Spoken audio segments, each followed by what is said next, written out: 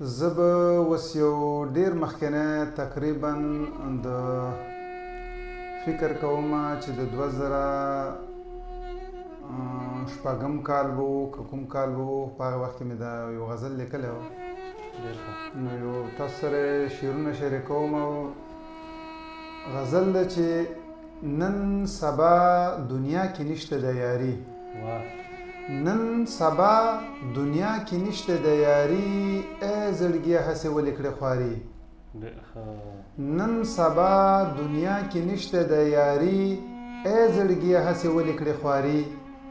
ترمطلبه به د یار وي بیا دې پرېږدي ترمطلبه به د یار وي بیا دې پرېږدي ډېر عالم اخته په داسې بیماري او ټول رازونه مې د زړه ورته بیان کړه ټول رازونه مې د زړه ورته بیان کړه شوم رسوا اشنا مې وخت بازاري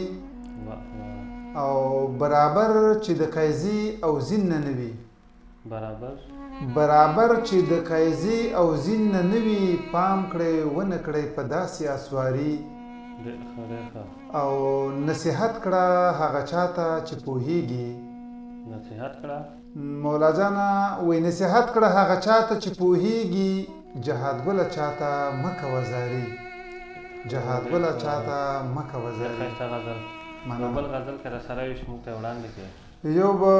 بل درته تاسو سره شریک کړم وی لږ انتظار دی نو وبه یې کړو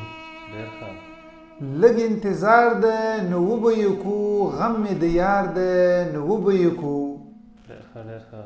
لږ انتظار دی نو وبه یې کړو غم مې د یار دی نو وبه یې کړو د زړه په راز مو الله خبر دی په خوله انکار دی نو وبه یې کړو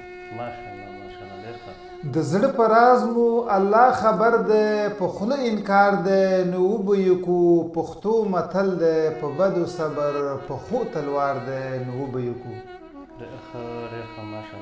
پښتو متل دی په بدو صبر په ښو تلوار دی نو وبه یې کړو جنګ نفرتونه راځئ ترې تیر شو صلح ښه کار دی نو وبه یې کړو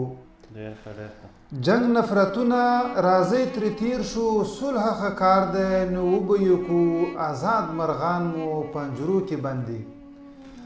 آزاد مرغان مو پنجرو کې بندي خوشي آزار دی نو وبه یې کړو مه خفه کېږه درځم درپسې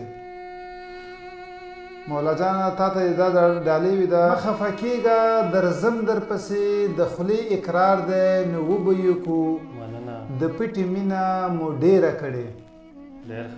د پټې مینه مو ډېره کړې وخت د اظهار دی نو وبه یې کړو نو ای جهادګله چې نه پوهېږي